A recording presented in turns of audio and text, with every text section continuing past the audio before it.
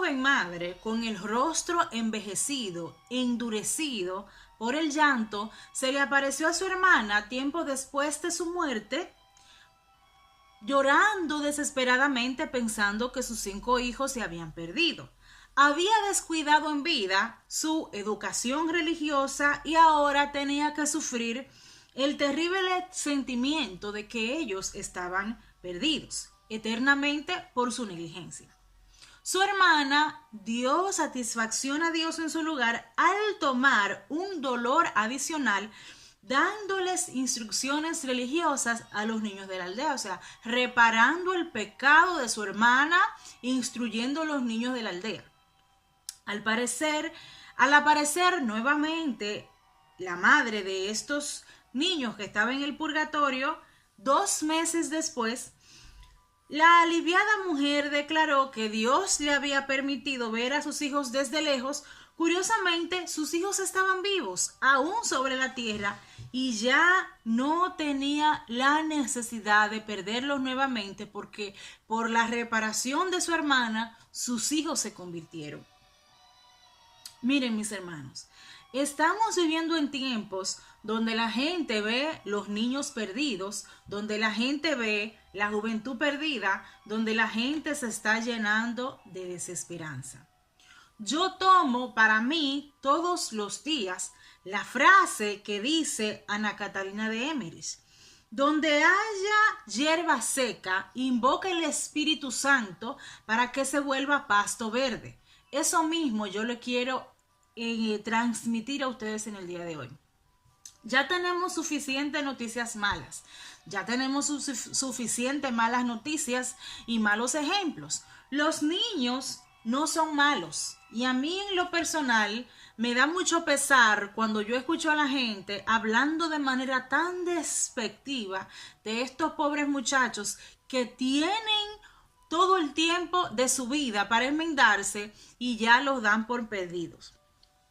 Las madres, vamos a hablar de la anécdota en este caso. Las madres entienden, por lo mismo que está pasando en la sociedad, que se puede hacer muy poco.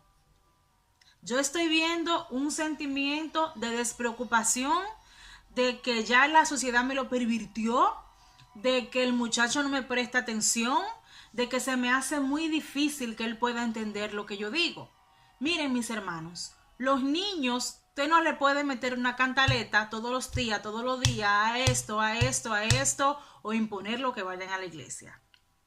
Cuando el muchacho es menor de 14 años, para usted llevarlo a la iglesia, que sí debe hacerlo, no porque quiera o porque no quiera, sino porque es su deber que ellos vayan con usted a misa, porque ellos no se gobiernan, no tienen plena conciencia de lo que es bueno y lo que es malo. Pero ¿de qué manera yo puedo hacer que el niño vaya conmigo a misa, rece conmigo el rosario, vaya a la catequesis sin problema? Yo tengo que hacer que se enamore de Jesucristo, porque el catolicismo está en muchos países como algo cultural, porque mi abuela se hizo la primera comunión, mi mamá hizo la primera comunión, yo voy a hacer la primera comunión. En mi caso, yo soy católica por convicción, no por tradición. Porque mis padres, mi papá no va a misa todavía, está orando para que se convierta. Mi mamá hace poco tiempo que se convirtió al catolicismo. Y mi hermana mayor hace poco tiempo que se convirtió en el catolicismo ya. Yo hice la primera comunión a los 13 años y tengo más de 20 años rezando el rosario para gloria y honra del Señor, para que mi familia se convierta. Y han venido poco a poco a la casa del Padre.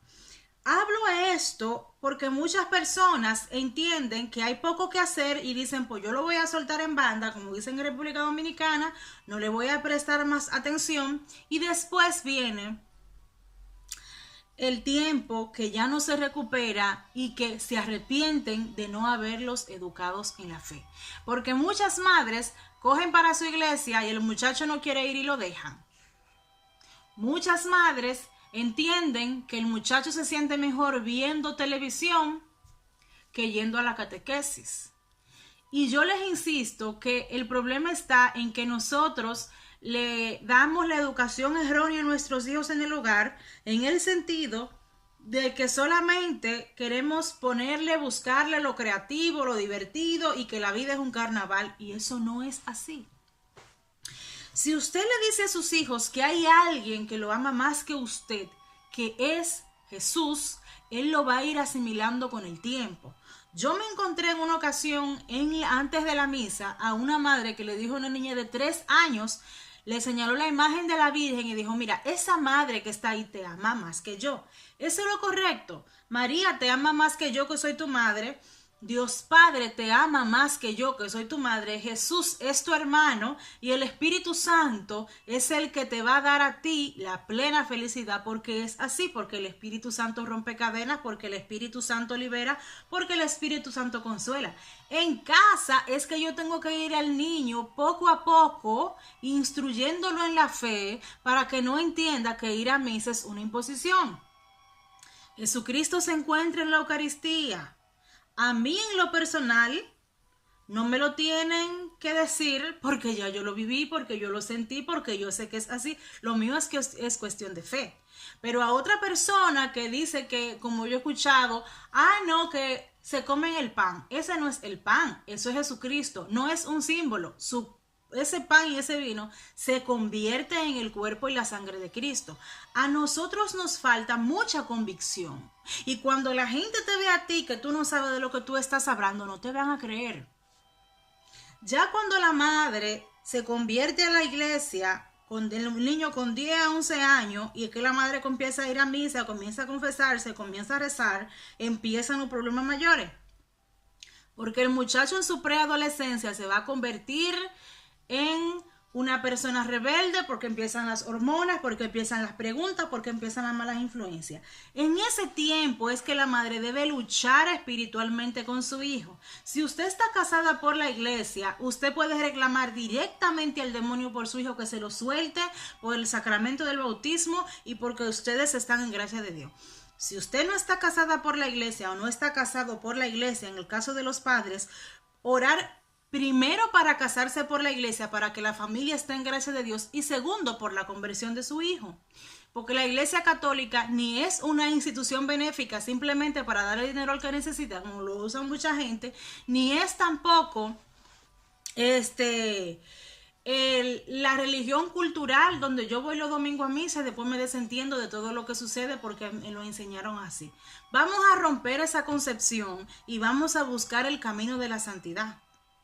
La verdadera felicidad está en la santidad. Entonces, así como Jesucristo nos dice en Hebreos capítulo 11, versículo 6, que sin fe es imposible agradar a Dios, asimismo también nos dice en Hebreos capítulo 11, versículo 14, que sin santidad nadie verá a Dios. Estos dos versículos que yo debo procurar en el Espíritu Santo la fe, yo se lo enseño a mi hijo, y que la santidad es una necesidad más que una opción, porque usted no puede llegar al cielo sin la santidad, se le explica a los niños. Pero si usted quiere obligar a un muchacho a ir a la iglesia, le va a coger odio a Jesucristo, que hay millones de niños así. Yo escuché un niño que dijo, Dios es malo, porque mi mamá me dejaba sin comer los domingos y se pasaba el día en la iglesia. Y esa es la percepción que se les queda en la cabeza.